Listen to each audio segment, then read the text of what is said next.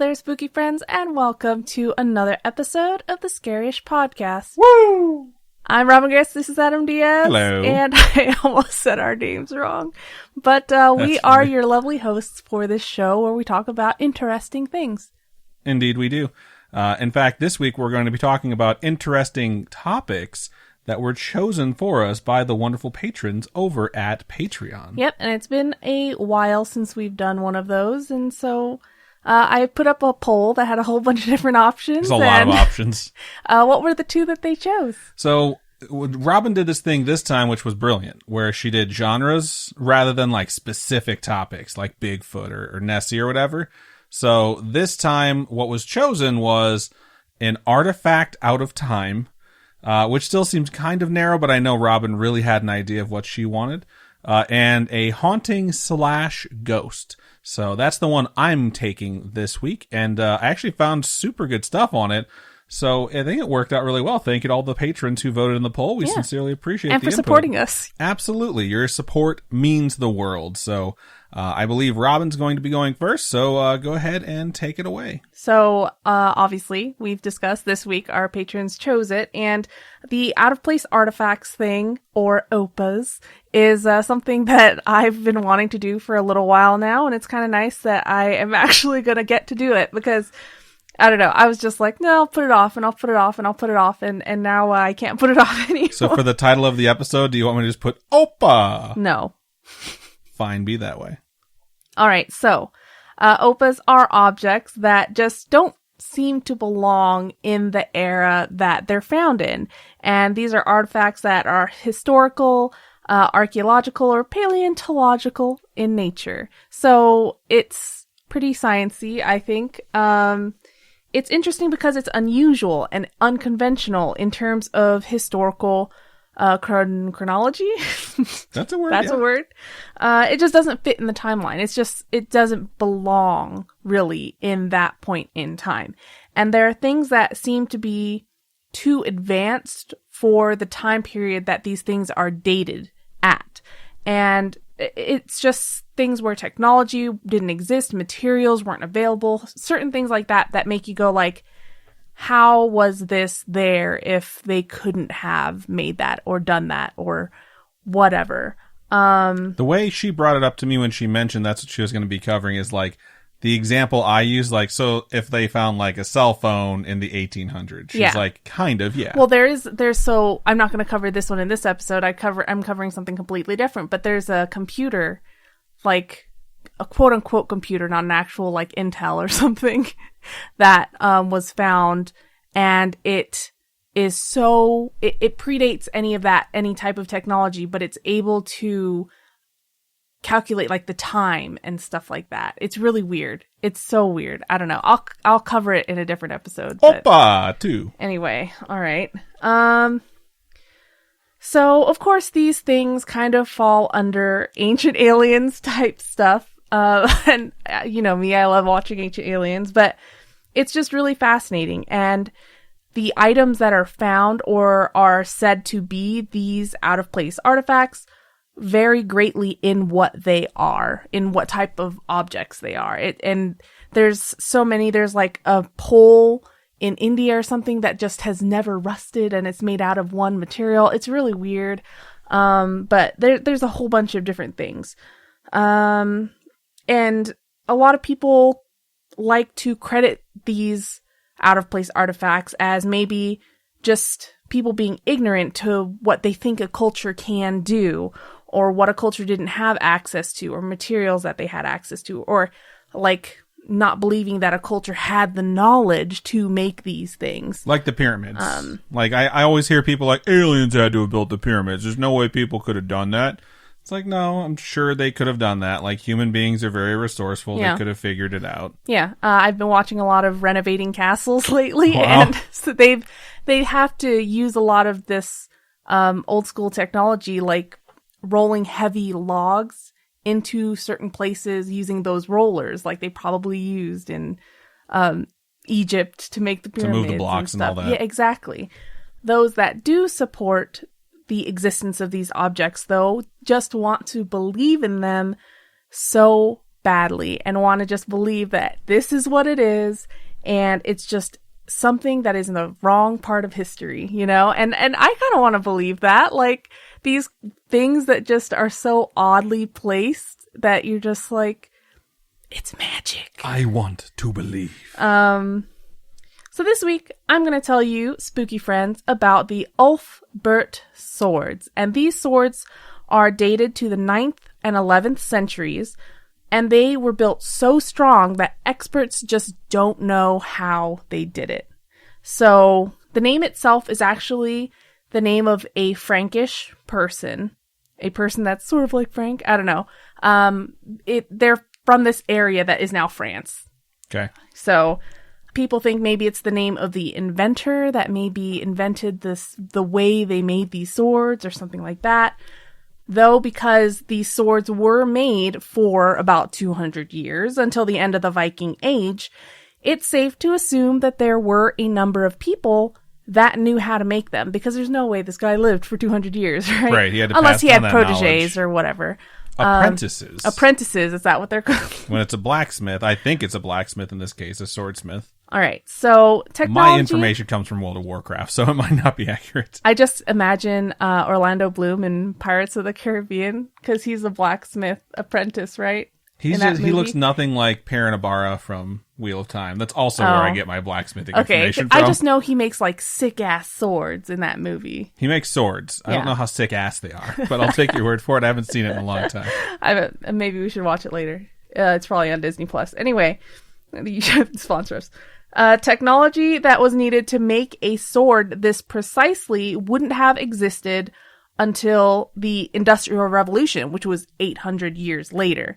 So the fact that these people were able to make these swords 800 years before there was like steam-powered things and whatever. The proper tools. Yeah. It's just nuts. And so, continuing. Good swords, obviously, are not going to be cheap. It requires so much work to make one. We've watched lots of Forged in Fire. They're making swords out of garbage, too. And it requires a lot of hard work and discipline to manufacture one sword. And these weren't just good swords. They were absolutely exceptional. And if you wanted one of these, you had to have some serious cash or something to exchange or whatever. Obviously, money didn't work the same back then. Maybe they traded a bunch of chickens and cows. Who knows? Wow. Did they have gold coins and stuff yet? I'm sure they did. Medieval times, they must have had. Coin currency by then. Yeah. I think. I don't know. I don't know. I'm not a historian. We're not historians or scientists or anything. But yeah, obviously money worked a little bit differently. These just traded chickens and cows. Like, I got a cow in my pocket. Can I trade you for that? These were swords that were mostly associated with kings. Not kings, Vikings. Wow. Though it's thought to be a transition between the Viking swords and the more medieval knightly swords. So it's a little bit of a mix. It's like a stage in between. I was laughing while researching this because a website literally compared these swords to Ferraris. They're like the Ferrari of swords. Wow. You know what I thought of when I realized what you were covering is, I know I'm making a lot of fantasy novel references, but Game of Thrones. How they have the swords forged from specific Valyrian steel. And there's only so many in the world, but they're like the best swords. Yes. Yep. Yeah. So that's what I was thinking when I was like, God, she's studying Valyrian? This is fucking sweet. But I think it's a little appropriate, with comparing it to Ferraris, because having one of these was a sign that you had money and you had status, or you're like some kick-ass warrior type person, You're probably super high ranked. They were top of the line. These were top of the line swords, and they were sold to Norse and Frankish nobles who wanted a quality blade to use against enemies, because who wouldn't, right? Though the exact prices are unknown because things just didn't work the same. It's probably safe to assume that not just anyone could own or just afford one of these swords. And I wonder if people passed them down like, I paid a lot of money for this. You should hold on to it because it's freaking sweet. Right. I don't know.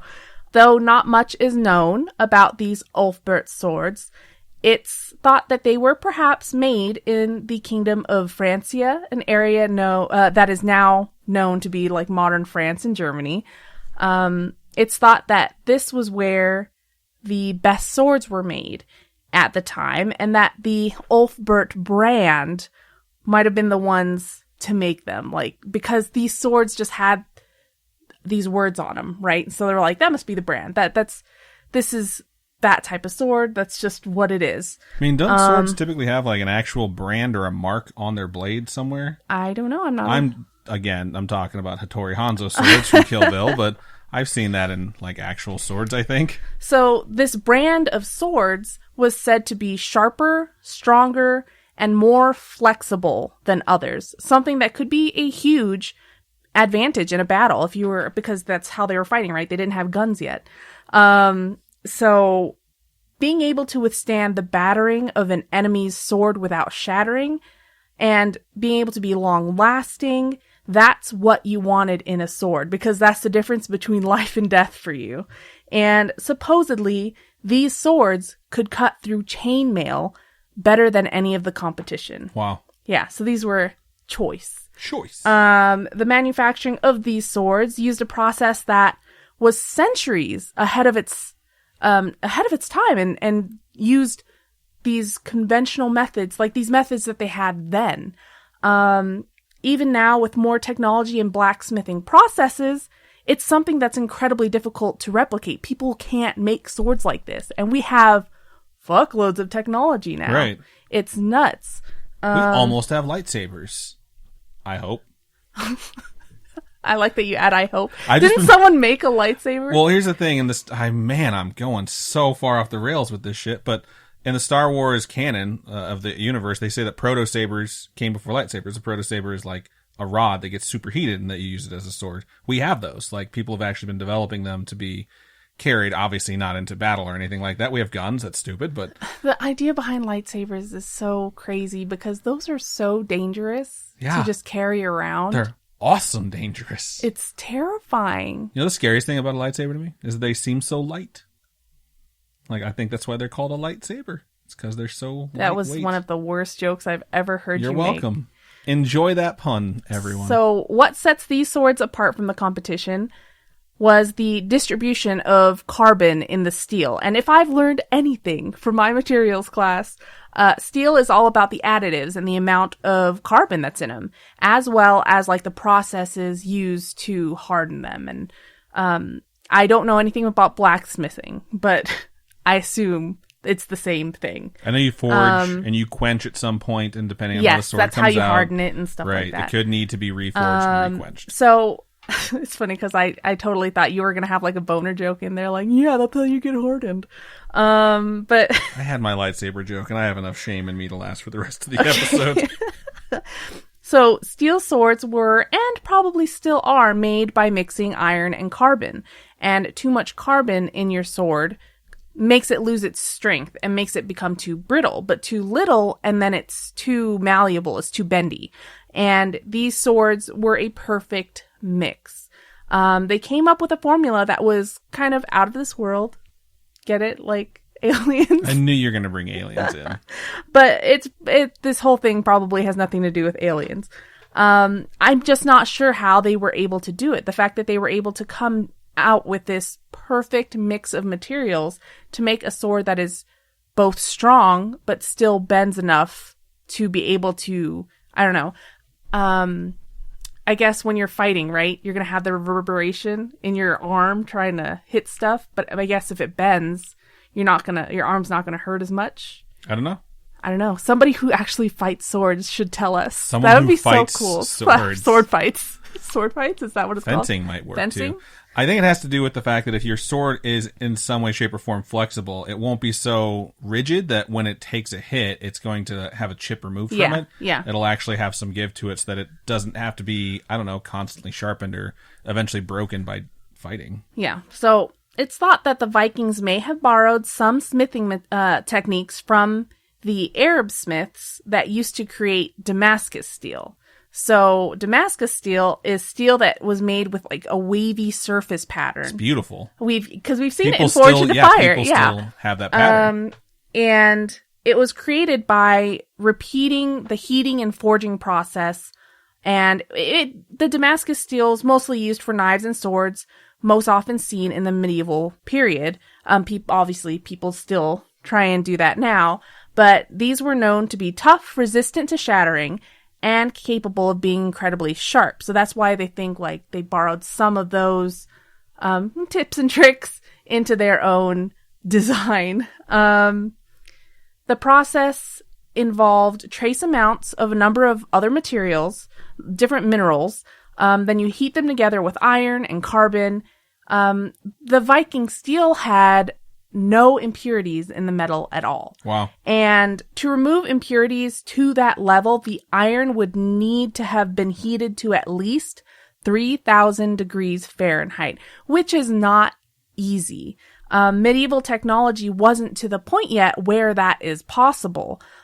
Furnaces to this degree didn't exist until the Industrial Revolution. So people are like, how the fuck could these swords be this pure without being heated to that point?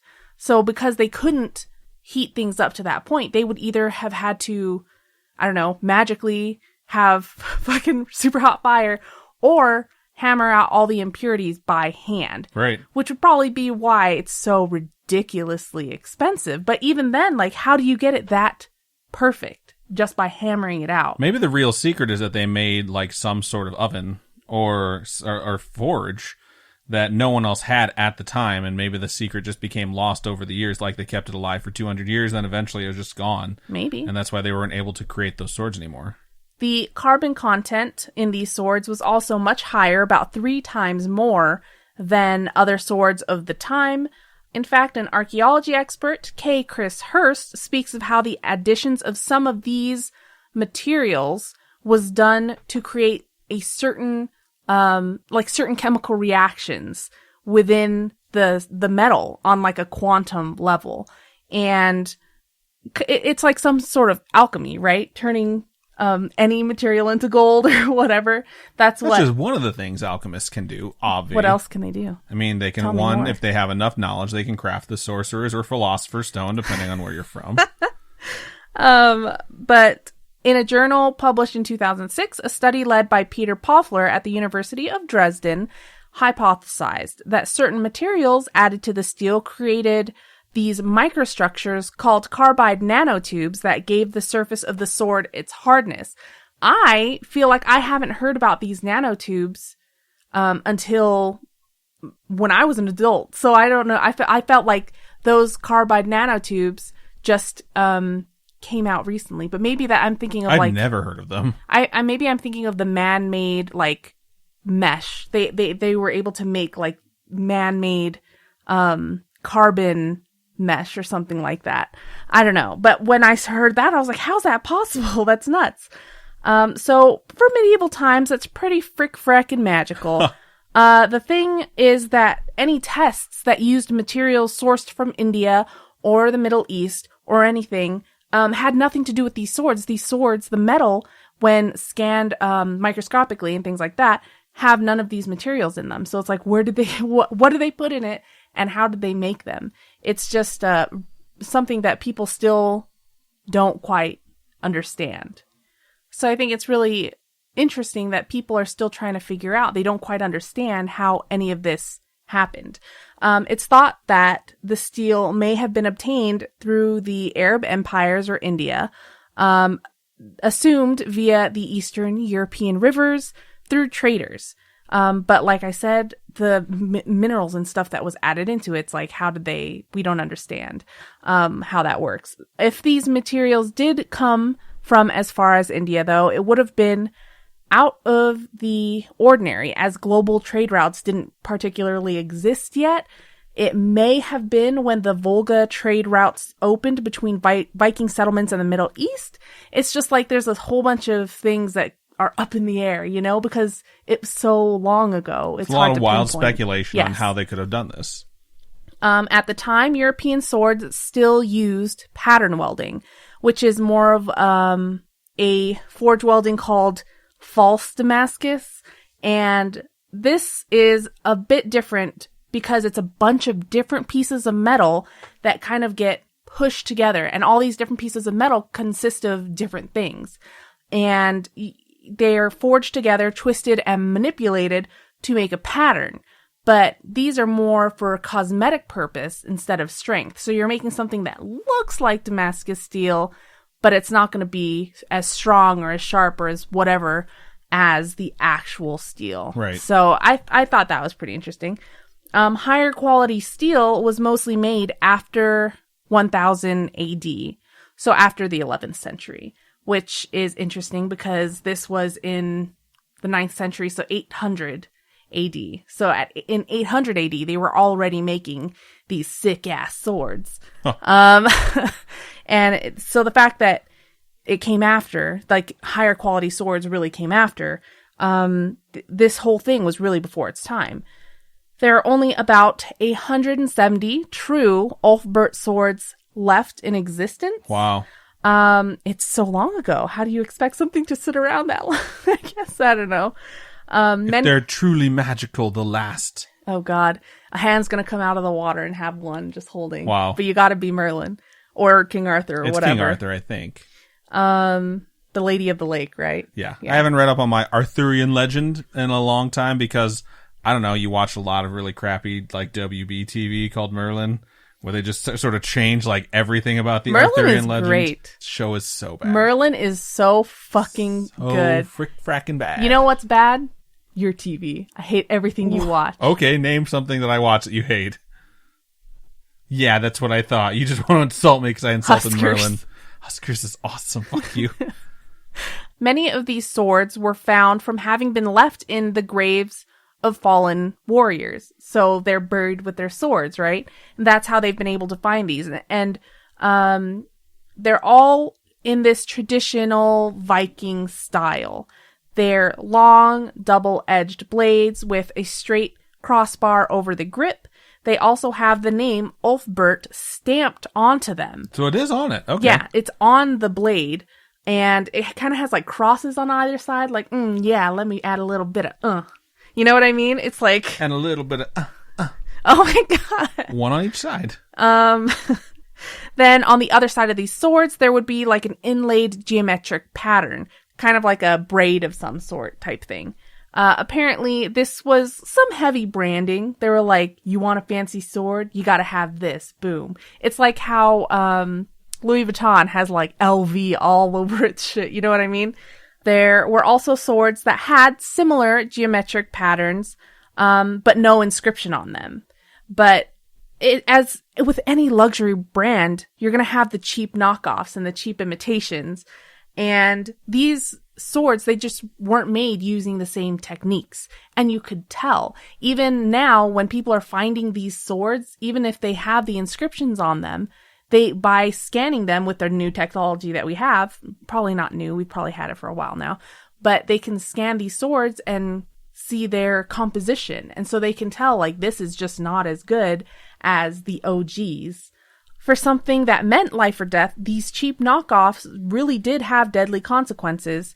The swords that do exist, about 44 are from Norway and 31 are from Finland, though it's not exactly sure how many there are because some samples are so fragmented, they're just bits and pieces. It's thought that many are just references to the originals instead of the actual specimens. So like I was saying, they're testing them and seeing like, this isn't made of the same stuff as the true swords. Yeah, the true swords. A modern blacksmith named Richard Furrer. It's funny because when I first read his name when I was researching stuff, I was like, Furrer. Yeah. Richard Furrer from Wisconsin spoke to Nova, the television show on PBS that's all about science and education and all that fun stuff. He spoke of the difficulties of making one of these swords, and he's one of the few people that have been able to reproduce one of them. And quote, a quote from him goes, quote, "To do it right, it is the most complicated thing I know how to make," end quote. According to Furrer, the makers of these Ulfberts would have been regarded as having had magical powers to make a weapon that could bend without breaking, stay incredibly sharp, and weigh so little would be regarded as supernatural.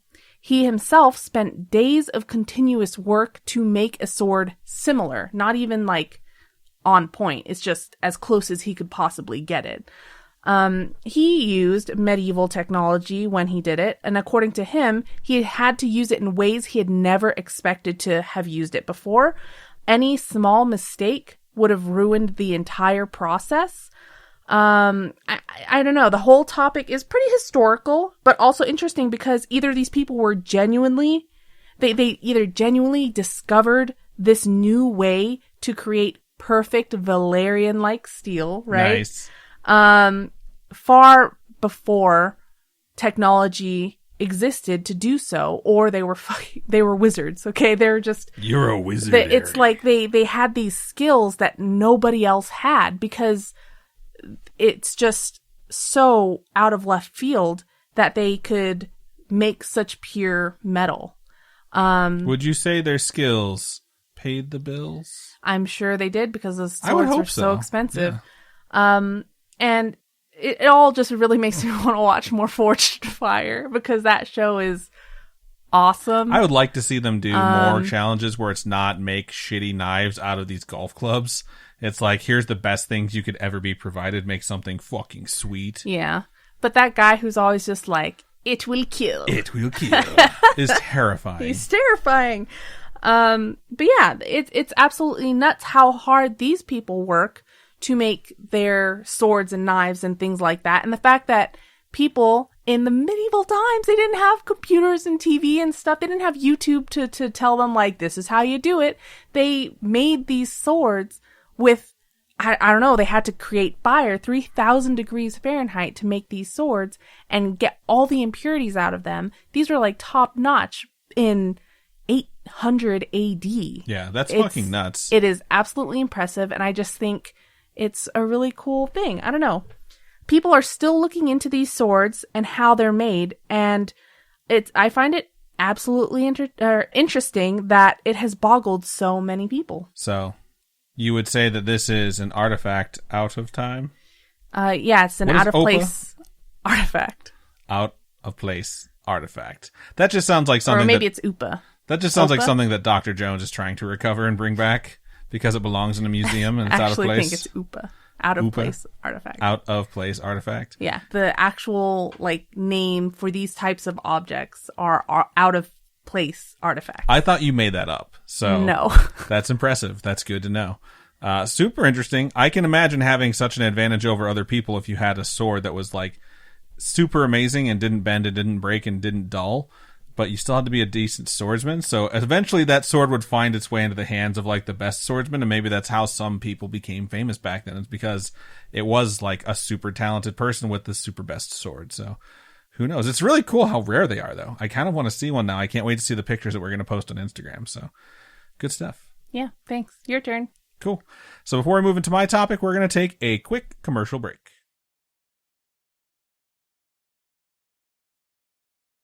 And we are back. So like Robin brought up at the beginning of the show, we let the patrons decide this week what our topics are going to be covering.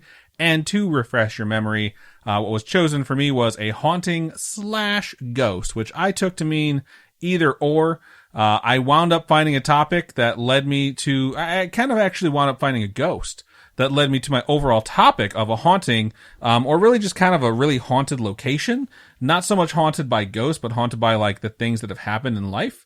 There are ghosts to speak of, and we're gonna get there. So without further ado, dear listeners and dear patrons, I present to you the Empire State Building, which I was not aware was so steeped in tragic history. So, there's a few things that are kind of funny when it comes to this topic. The first thing is that I honestly didn't know that the Empire State Building had any history of ghosts or hauntings, or much less the history that it has. Turns out it was attacked in 1933 by a giant gorilla who climbed its way to the top and had to fight off biplanes. What's actually interesting is that movie debuted, King Kong, the original debuted in 1933, and it was the centerpiece of the climax of the movie where King Kong climbs the Empire State Building.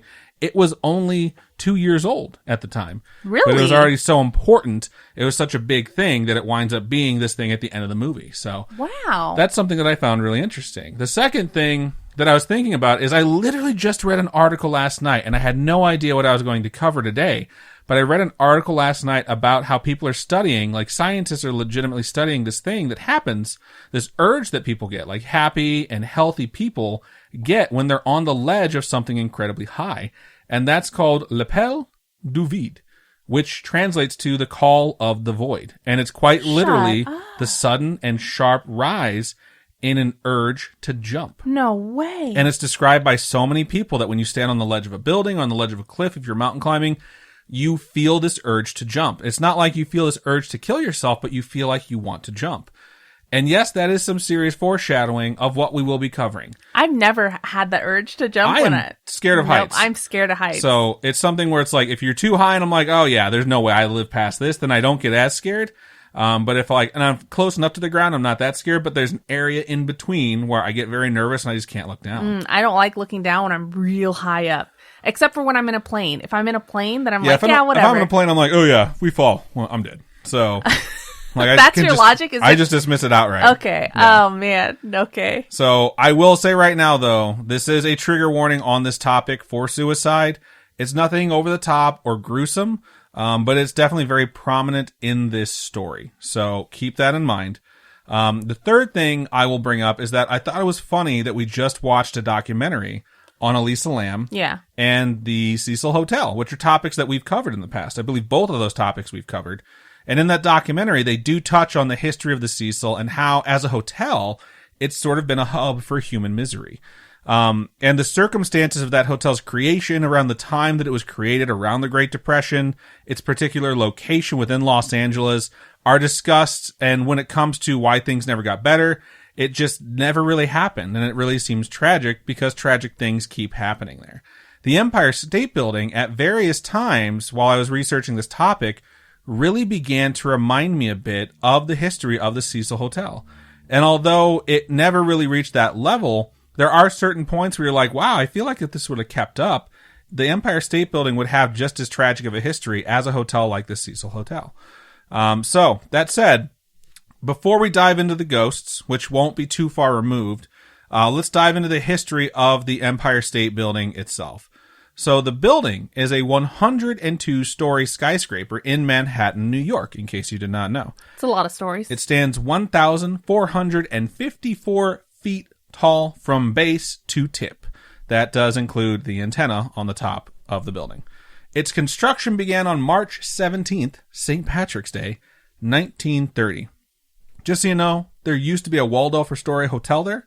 It was torn down in 1929 to make space. The official building of the new building started on March 17th. So if you're one of those pinky up historians like, actually, Adam, I don't want to hear it. Keep your fucking mouth shut. I'm not a historian. Oh my God. Just trying to give you a fun story here that's actually really, really sad. So, for those of you who remember the early 1930s, you will know that starting on March 17th, 1930, puts the construction smack dab into the Great Depression, which just started 7 months before this. It is not shocking to learn that this also coincides with the first of many tragedies to happen at the Empire State Building. So during the construction of the building, it was not uncommon for construction workers to suffer layoffs. The project was very ambitious and had a very ambitious timeline, but it was the Great Depression, and things were very, very rough. And one such layoff hit on April 7th, 1931, which was actually 4 days prior to construction being deemed complete on the building. What? A construction worker whose name is not disclosed, perhaps for privacy back in the day, perhaps it just got lost in the passage of time, or perhaps because it's bullshit, but I really don't think this one is. One of the workers took the layoff really, really hard. And the prospect of trying to find work in Depression-era America was one of the most daunting things folks had ever faced in our country. They had just gotten off of World War I. Now they're back and looking for work. They can't find anything. They're legitimately facing starving to death or freezing to death, depending on where you're at. Wow. And for this particular worker, he decided that he wasn't going to go on. This is it. So he went to the 58th floor of the Empire State Building, and he threw himself down an open elevator shaft. Wow. Plunging to his death. That elevator's got to be haunted. He was the first. There's a lot of shit with elevators, too, so strap in. He was the first death at the Empire State Building and the first suicide, and would definitely not be the last. What's funny is I found multiple sites that say this person was the first, but considering that this was 4 days before the end of construction, that is actually not accurate. So the project itself took just under 13 months. March 17th, 1930 to April 11th, 1931. So just under 13 months. That's super fast to build a 102-story skyscraper. The building itself opened for business on May 1st, 1931, with office spaces to be rented out. I believe there's also apartments in some places. It cost just under $41 million to make, which in today money would be around $705 million to create that sort of a building. Wikipedia says it cost a certain amount based off of 2019. I actually took their inflation calculator and their reference page and did it, and they're fucking wrong. Their number from 2019 was wrong, and their number, if they want to do 2021, is also wrong. Wow. So, 705 mil is how much it would cost to build it today. I don't think anyone really cares. No one's sitting around like, what am I going to do with this 705 million? I could build a skyscraper. Do people still live in the Empire State Building? I believe so. Really? I'm not sure how much residential area it has in there, but I do believe that there are apartments in there. Huh, so, all right. Real quick turnaround for a skyscraper, like I mentioned, especially one so big. And that can happen when you have people motivated to work night and day for fear of being jobless during the Great Depression. And when you have over 3,500 workers on the project at any given time, which is why they would remove people and then bring on cheaper labor, because they were basically just seeing, like, what's the minimum we can get people to work for during the Great Depression? Like, I'll give you a loaf of bread a day. And people are like, sure. Well, how long is the day? 16 hours? I'll fucking do it. No safety wire. I just have to hang on to this fucking rope that's 100 feet in the air. Oh, how high? Oh, 1,000 feet in the air? Whatever, I'll do it. Just give me the fucking loaf of bread. So, it's a really rough time. When the project is finished, there were 5 official accounts of deaths during construction per the contractor. Wow. According to the New York Daily News, 14 people actually died while working on the project. According to the New Masses, which is a kind of bullshit tabloid publication from the early 1930s, they have a number of 42 people dying during the construction, although even back then, people said that number was exaggerated. I think it's funny that even in 1930, you had to be careful of where you got your news from, because some people were totally full of shit. So, that's a lot of people no matter what, right? The Onion is deliberately fake to be hilarious. And then all of a sudden, reality got so fucked up, The Onion couldn't think of crazy enough headlines to make people realize this is parody anymore. So that's still a lot of people dying, okay? It wouldn't shock me to hear that this was due to cutting corners on the project to complete it quickly, or save money during this, because it is Depression time. You'd obviously want to save money, which I believe is evident in the fact that the original budget for the project was $60 million, and it came in $20 million under budget because it cost it $41 million to make, you know? So whoever put that budget out there got to keep $19 million. That's nuts.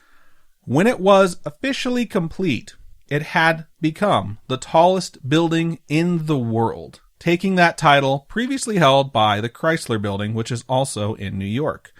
A side note, there is this whole story that I did not get into that is absolutely fascinating about how the vice president of General Motors wanted to basically stick it to Walter Chrysler, who is the founder of Chrysler Motors, by making a taller building. It's just literally this giant story about rich people measuring their dicks.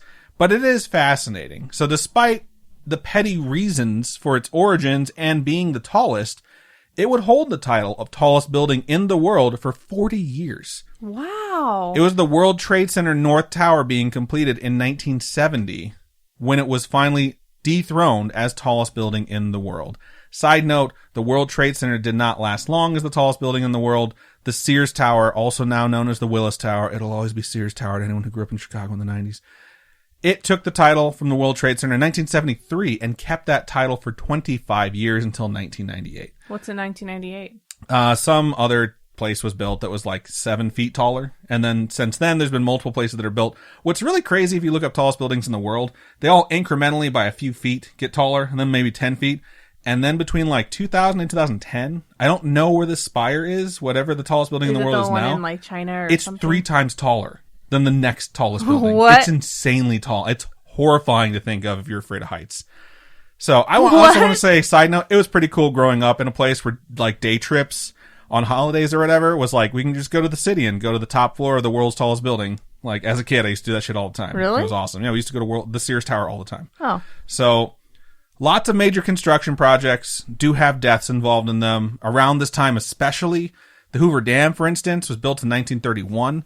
and it had 96 people die during its construction. That is a substantially bigger project. It was built from 1931 to 1935. Again, with the cutting corners thing, that was supposed to take 6 years. It was supposed to be completed in 37, completed in 35, 2 years ahead of schedule. So obviously not a whole lot of regard for human life, just a regard for what you're going to get done. So the Empire State Building was no exception. And because of how it started, I feel like it sort of lent itself to bad things happening there. And the other thing that really lends itself to that is the fact that it had the spectacle of being the world's tallest building.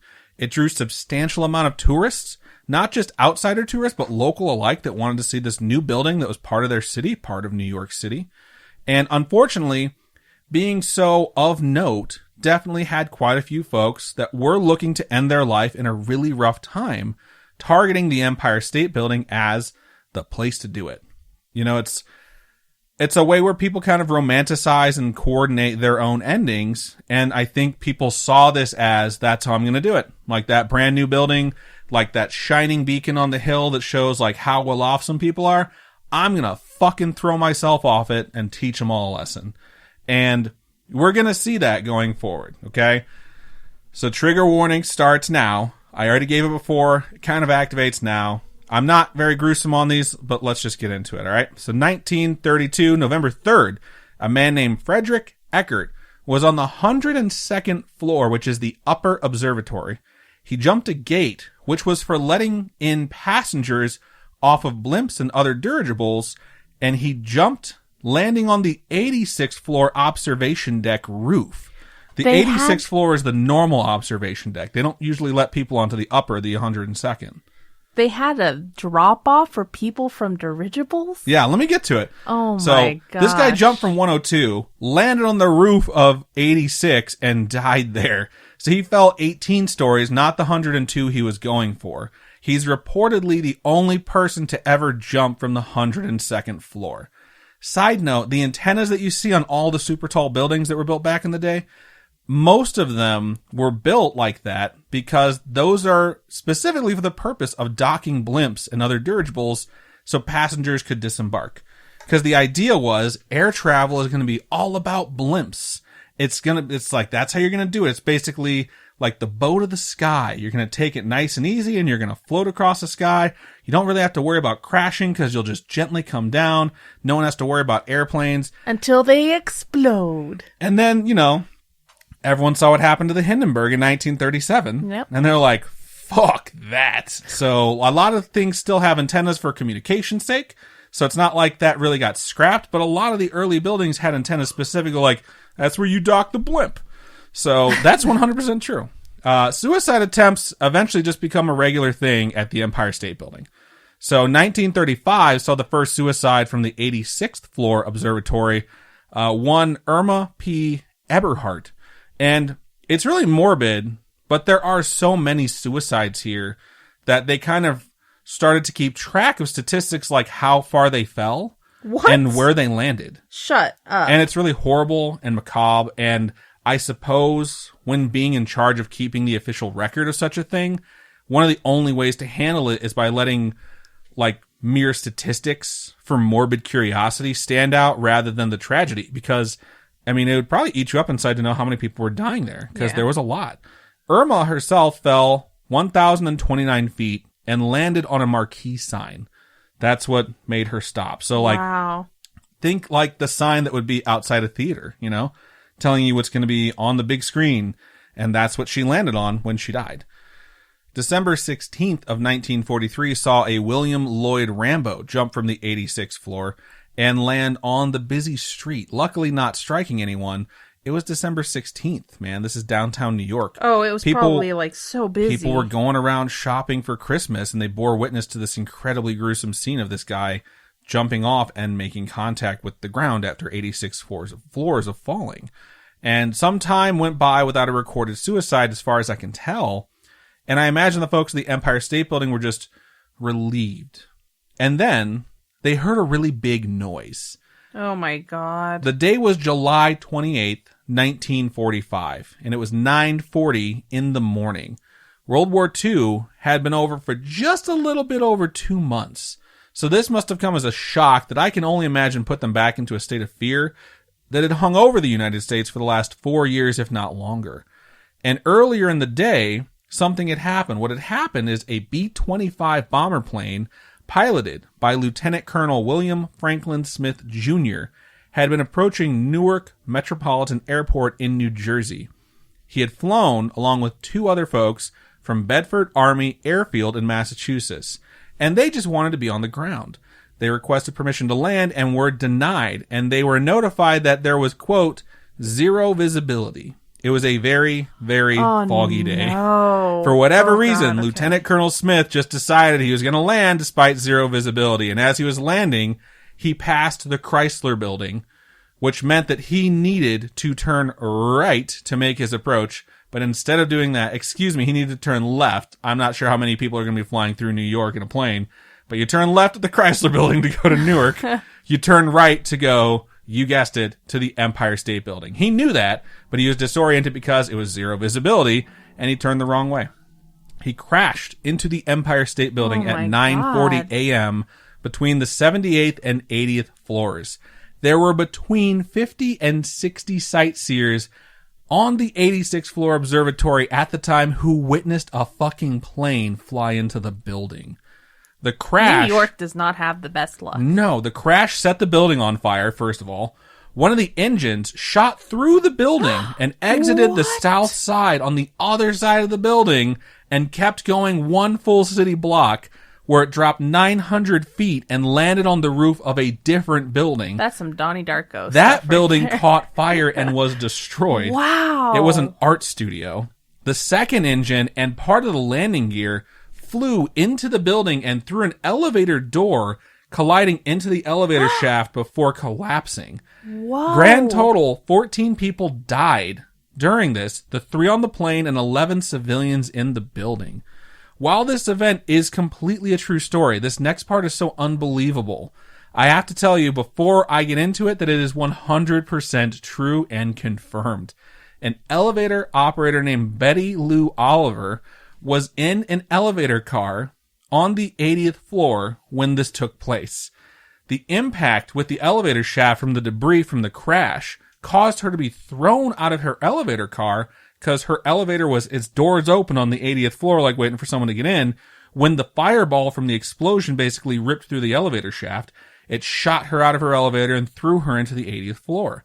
She had severe burns on a bunch of her body, and the fire department and first aid arrived incredibly quickly because it's the Empire State Building and a fucking plane just flew into it. And they actually put out the fire in 40 minutes. From when it was set, they had it put out on the 86th floor, or on the 78th, 79th, and 80th floor. They had it put out in 40 minutes. Wow. So they got to her on the 80th floor. She had severe burns, and she was treated, but she still needed serious medical attention and needed to be rushed to the hospital. So the first aid workers arranged for her to transport from the building to the hospital and put her on a different elevator car to be taken down.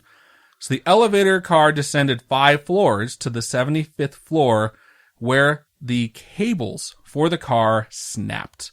They had been severely damaged from the initial impact of the engine and the landing gear, and Betty Lou fell while inside the elevator car 75 floors before crashing into the basement floor of the Empire State Building. Oh my God. Before you polish up the old unluckiest person in the world medal, I should mention to you that Betty Lou lived. No way. She survived a 75-story fall in an elevator. She broke her back, her neck, and her pelvis. She had burns all over her body, but when they cleared the debris, she was alive. And she survived, man. She didn't just make it to the hospital. Like, she recovered. Not fully, but she recovered. Whoa. To this day, I checked this shit. It holds the record in the Guinness Book of World Records for the longest fall survived in an elevator. She's in the fucking record books. So if you're in an elevator and the number for the floor is less than 75, you got a shot of making it. Just saying. Oh my God. And if it's over 75 and you start getting nervous, just think it's time to set a new record, bitches. But oh my God. Don't forget to jump right before you hit the bottom. So, side note, that 100% doesn't work. Does it not work? Absolutely not. You're still traveling at lightning speed down. So, like, it hits and then you hit. It does not work. You don't instantly go to 0. Like, that's not how jumping works. I don't know. It's not how physics works. It's like, Imagine if you're on a school bus and the bus is going like 50 miles an hour and you're going 50 miles an hour, but to you, you're sitting still. Do you think you could run backwards fast enough to be net 0 miles an hour? No, you'd slam into the back of the bus and shoot out the fucking back like an idiot. So no, jumping before you hit the ground does not work. I'm pretty sure Mythbusters also just tested this. After laughing at how stupid it was, they tested it and they just destroyed so many crash dummies. So, some of the pictures are very frightening, and it definitely feels like foreshadowing of the events of 9/11. Yeah. So I'm going to post a couple of them on our Instagram. One of them is just of the building. One of them is of the wreckage stuck into the side of the fucking building, which is crazy. The whole thing caused all sorts of regulations and acts and legislation to be passed. Well, isn't there is that why there's signs now where it's like, if it's an emergency, take the fucking stairs? Not really. I don't think this one inspired that. It caused legislation that allowed for the litigation against the government by private citizens in cases like this. Basically, like, you crashed a fucking plane into my apartment. You're paying for this shit. This is the first time that citizens were allowed to sue their government, basically, for fucking something up. Really? Yeah, and I'm guaranteeing you it came not because of the people whose apartments got fucked up. It came from the people who owned the building.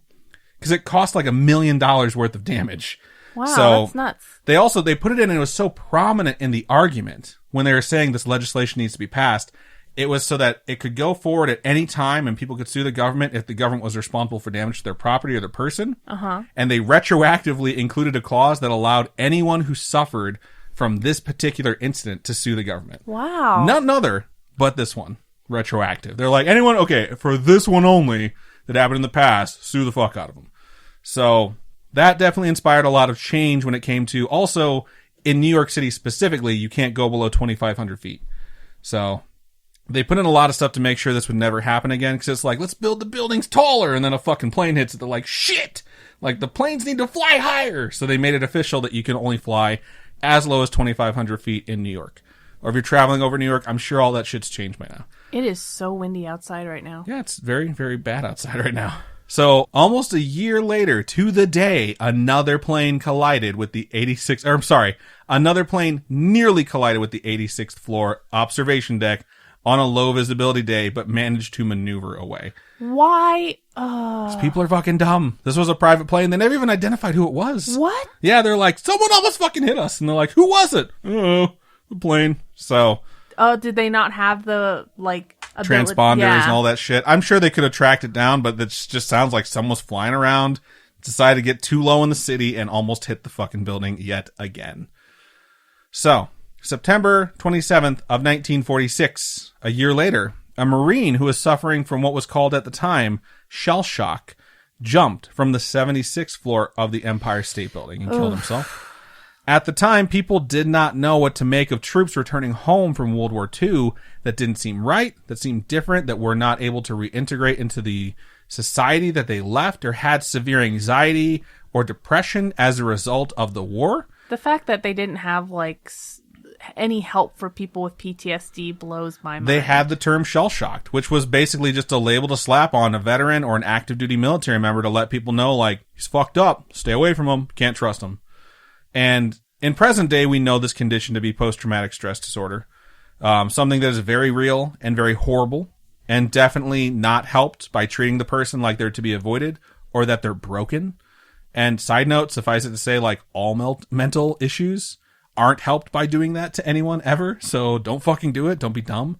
I don't think a lot of people do that anymore, but it's just a really good method to, if you have someone that's struggling, not treat them like they're broken or treat them like they should be avoided, because you're only contributing to the problem.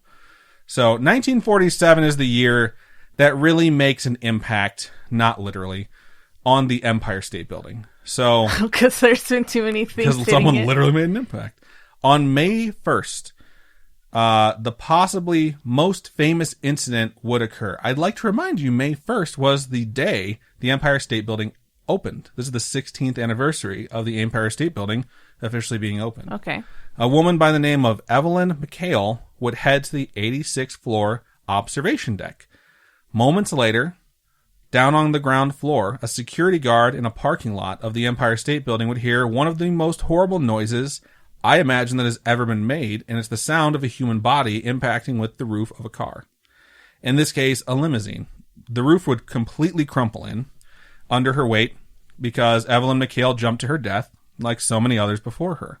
She had journeyed from Easton, Pennsylvania, and stayed with her fiancé, one Barry Rhodes, at his residence in New York City. According to Rhodes, her fiancé, and their friends, she had not exhibited any suicidal inclination or symptoms of depression. She seemed perfectly fine. The thing with quote-unquote symptoms of depression is like, you don't know. You never know. You never know. So many of these things just don't have the face that everyone expects it to have. After her landing with such a thud, the police were called, as they always were, and they found her pocketbook on the 86th floor next to her coat, which was folded neatly and placed on the ground before she jumped. Inside the pocketbook was a note that read, and this is the real note, quote, "I don't want anyone in or out of my family to see any part of me. Could you destroy my body by cremation? I beg of you and my family, don't have any service for me or remembrance for me. My fiancé asked me to marry him in June. I don't think I would make a good wife for anybody. He is much better off without me. Tell my father I have too many of my mother's tendencies." That was her note. What was her mother's I don't tendencies? know. It's just like, first of all, it's so incredibly sad. Yeah, absolutely. To say something like that is your reason that you're ending your own life. But in accordance with her wishes, she was cremated. Her sister identified her body and made sure she was cremated. But the other part, about no one seeing her, those wishes were not followed. So a photograph was taken of the scene directly after it happened, and it made its way around print media. It's this picture of a perfectly serene-looking woman lying crumpled in this roof of a vehicle that's completely conformed to the shape of her body. There's no blood. It's really haunting. And it took just days, I think 10 days, before this was published in Life magazine, and they devoted a full page to this picture, taken along with a write-up of the tragedy and what had occurred. And aside from the Buddhist monk setting himself on fire, which a lot of people have seen videos of, it's one of the most famous portraits of a suicide ever. Wow. So her wish was for no one to see her, and everyone did. Literally the whole you can find it on the internet. World saw her. I saw her today. The picture and the act of Evelyn McHale became known and is still known to this day as, quote, the most beautiful suicide, because the picture is so hauntingly beautiful and tragic. I'm going to say this right now. If you folks have any inclination, please call the hotline. Do not do any of these things. Yeah, absolutely.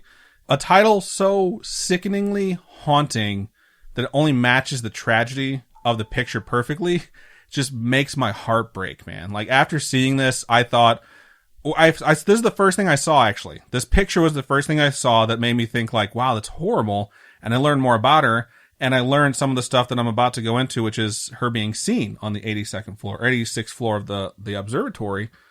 And I was like, man, I don't know if I want to share this because it's so sad, but it's so beautiful at the same time. And after reading her note, I was like, there's no fucking way I'm putting this in our social media. Yeah. 80 years ago, the only thing she asked was to be cremated and for no one to see her, and the entire world saw her. Yeah. So I'm not going to do it again. Our account doesn't really reach the world. I think we have 1,300 followers on our Instagram. But still, I'm just going to respect those wishes, and, I advise you to do the same thing. I wish I would have read the story before I would have done this, so I wouldn't have seen the picture, because it's none of my fucking business, to be honest. But one of the things that is so horrible and so dangerous about suicides is that they can cluster. And I think people really romanticize the act of taking their own life too often. And I think it happens, and people kind of do it to remove the fact that they're afraid or they know better, and they really don't want that, and they try and think of a way to make it appealing. And when you have something like this that happens, it creates an all too real picture of what could happen if you follow through on it. And naming something like Evelyn's suicide is just such a bad fucking idea. And security wound up being put on the 86th floor after that to stop folks from jumping. Shouldn't they just put a gate or a Well, I'll get to it. Fence or... So there was a 3-week period in 1947. So she killed herself May 1st, 1947. And then from the end of October into the beginning of November, during 21 days, 5 people attempted to kill themselves by throwing themselves off the 86th floor. And at that time, it was finally decided to put a 7-foot mesh fence around the terrace to prevent the ease of access to the afterlife. Because to that point, 16 people had died from suicide in the building of throwing themselves off the edge. Since 1947, people have reported seeing a woman on the 86th floor who seems very ethereal. And in more recent times, people take note of her and they notice her more often because her clothing is out of place. She just doesn't seem like she's dressed from our era. And she can be seen... She doesn't have booty shorts and like a crop top on? It doesn't say juicy on her butt. None of that. So she can be seen staring out into the night sky before neatly folding her coat and placing it on the floor next to her pocketbook. And she then floats forward and through this mesh or whatever gate there is now before just disappearing. Like not falling, she just vanishes. And at that time, her coat and her pocketbook also vanish. So it's like she relives the same thing over and over again. It's like she's repeating the worst moment in her life, which happened to be the end of her life. And like you've mentioned it before, like tragedies or horrible events are just really bad energy that could like scar like the fabric of reality. So you just sort of see it repeated over and over and over. And that's what I really feel like this is. I just feel like before this happened, she was so much filled with regret. Like she was committed to doing it, but I don't think she wanted to. You know, I think like she wrote this note out. She apologized for it. She had all her last wishes. But I think deep down, she didn't want the life she had. And she ended her own life because of that. And I think that's why people see her so frequently on the 86th floor of the Empire State Building. And there's a lot more when it comes to the Empire State Building. I'm not going to get into the gruesome details of all these, but they say that there have been more than 30 people who have attempted to jump, with half of them being successful, most of them coming before 1947. Although the attempts did grow less frequent over the years, which is great to hear. It doesn't happen nearly as often anymore. And as time marches on, I do think things have gotten better. On January 24th of 2000, there was an elevator carrying 2 passengers that had its main cable suddenly snap while at the 44th floor. And the car plunged and it freefalled, much like it had 55 years prior, but the shaft had been designed deliberately so that it would slowly narrow underneath the 10th floor, so that in case of a catastrophic cable failure like this was, the shaft itself would narrow and eventually the friction would just stop the car before it collided with the ground. That is some genius engineering right there. Yeah, it came to a stop at the 4th floor and both passengers survived and were recovered by an adjacent elevator, suffering only minor injuries when they fell down when it came to a stop. Like no broken bones, they jumped. Some scrapes. Yeah, they must have jumped before it hit. No, but it stopped at the 4th floor. So it's like we've learned, we've moved forward, we've made sure it doesn't happen again. 2 people have actually attempted a suicide from the 86th floor and lived. What? So both were blown back by a massive gust of wind and landed on the 85th floor ledge. God they was literally jumped off the building and God was like, not today, and just knocked them backwards. Not happening. One happened in 1979. It was an older lady who was tired of hurting and she jumped off the 86th floor. The wind pushed her back onto the ledge. She broke her hip when she landed and she didn't try and do it again. How do just people didn't do it. jump if there's mesh around? They climb the fence. Okay. They just decide, like, I'm going over the fucking fence. They do it as fast as they can, and they just jump before security can get to them. Wow. So she wound up landing on the 85th floor, and she didn't jump off the 85th floor. And then there was another time in 2013 where a person who was suicidal got on the 86th floor. He climbed over the thing, and they were trying to talk him out of it because he was having second thoughts, and he jumped. And he got blown back. He landed on the 85th floor, and they fucking had paramedics on the 85th floor. And as soon as he hit that ledge, they dragged him inside. They took him to the hospital. He was okay. Wow. They put him in a psychiatric ward. He's still alive today. I feel like they should just have Jumper by Third Eye Blind playing at all times on the 86th floor Observatory, for Christ's sake. Like, aside from being the site of so many folks jumping and this horrible tragedy that keeps repeating itself until 1947, a gunman did shoot 7 people on the 86th floor Observatory. What? He only killed 1. He shot 7 people, and then he turned the gun on himself and killed himself. Oh my God! Bad it's juju just a building. Spot filled with tragedy, bad juju building. That until tonight, I had no idea about. That's bad. And I know the topic isn't filled with like fun, haunting stories or a bunch of ghosts, but the most notable of these folks is the ghost that is seen so often there. And I think this is a topic that really connects to a theme which we often touch on during Scaryish episodes, which is mental health. And I definitely want everyone that hears this, no matter who you are or where you are, to know that Robin and I would absolutely prefer if you kept your 2 feet on the ground. The world is a better place with you in it, even if you don't feel like that's true. And if you feel trapped by your life or a relationship or a marriage, arranged or otherwise. Lots of hotlines out there. Please call someone. Absolutely. There are always better options. Like if you're just so like, I don't want to marry this person, I don't know what to do. Disappear, change your name, go someplace exotic, take the name Max Power or Natalia Danger and just start over. Why did you just steal my name from Fallout 4? Those were both our names from Fallout 4. Yours was Max Power? Max Power's my alias. Natalia Danger's yours. Pressing reset will always be better than just hitting the power button. Trust me. The only beautiful suicide is the one that does not happen. And despite all this that I've learned today, I definitely feel like the next time I'm in New York, I want to go to the 86 observation deck. I know. I want to see it. I want to see what the city looks like. I want to be in the area and see what it's like and understand like why people decided to come here and have this be like the last thing they saw, which may be weird, but I'd still like to go. I don't want to wait in line to get up to the top and not want to look over the edge because it's too scary. I mean, there's something to keep you from falling. Well, and then you have to pay for it too. You do have to pay for it. Yeah, you got me there. But that, my spooky friends, is the haunting history of the Empire State Building. Thank you for that depressing topic. You're welcome. I told you I wanted to go first so you could lift us back up with tales of mysterious swords. I know, mine was like, super just like, hey, history, swords, they cut things. I don't know. I really feel like the reason that particular ghost is seen is because it's like replaying this thing like, you don't want to do this, you know? Like, look at this person still here. 70, 80 years after the fact, like, you don't want to be here for eternity. You know, just think on it. Like, that's why I'm like, just disappear, man. Like, take on a new life somewhere else. So I just really kind of connected this topic. And the more I went through it, I'm like, damn, man, so many people took their own lives by jumping off the Empire State Building. It took them so long to finally just say, like, I guess we could put a fence up there. Like, yeah, no shit. You totally could have done that a long ass time ago. So. But yeah, I want to thank the patrons one more time for suggesting our topics. We sincerely do appreciate the help. Well, they didn't suggest it, but they did get to help choose it. Well, they did vote on it, so it's been pretty cool. And thank you to everyone who listened. We sincerely appreciate you. If you have a story you would like to share with us, doesn't matter, supernatural, paranormal, creepy, coincidental, true crime, extraterrestrial, whatever, you can email storytime@scaryish.com or go to our website, scaryish.com, and click on Contact Us. If you fill out that form, it comes directly to us. You can also tweet us at ScarishPod. You can Insta us at Scarish Podcast, or you can Facebook us at facebook.com/ScarishPodcast. Robin, you never read out Facebook, I feel like. I always read out Facebook, actually. Yeah. Oh, man, I must have you just never pay attention. Robin, if folks would like to donate to us, how can they do so? You can go to patreon.com/ScarishPodcast. And if you join the Choose Your Own Adventure tier and up, you actually get to vote on those polls to help us choose topics, too, when we do put those up there.